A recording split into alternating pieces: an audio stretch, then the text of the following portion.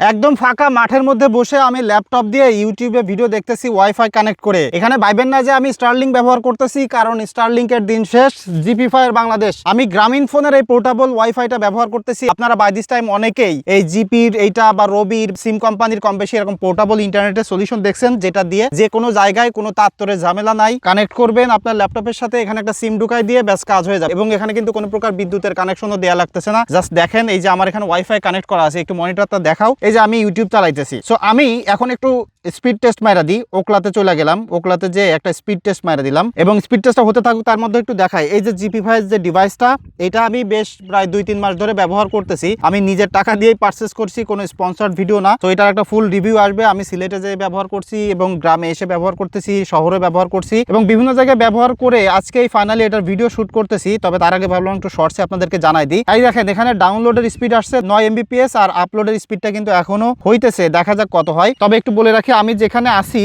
এখানে মূলত জিপির ইন্টারনেট আসলে অত ভালো না। তো এখানে আসলে জিপির নেটটা ভালো পায় না। তো এখানে দেখেন স্পিড পাওয়া যাচ্ছে। তবে আমি যদি ইউটিউব চালাই, ইউটিউব কিন্তু ঠিকঠাক মতো চলতেছে। আমি একটা র্যান্ডমলি ভিডিও প্লে করি, 4K ভিডিও হইতেছে, 4K ভিডিও একদম ইজিলি স্মুথলি প্লেব্যাক হচ্ছে এটার মাধ্যমে।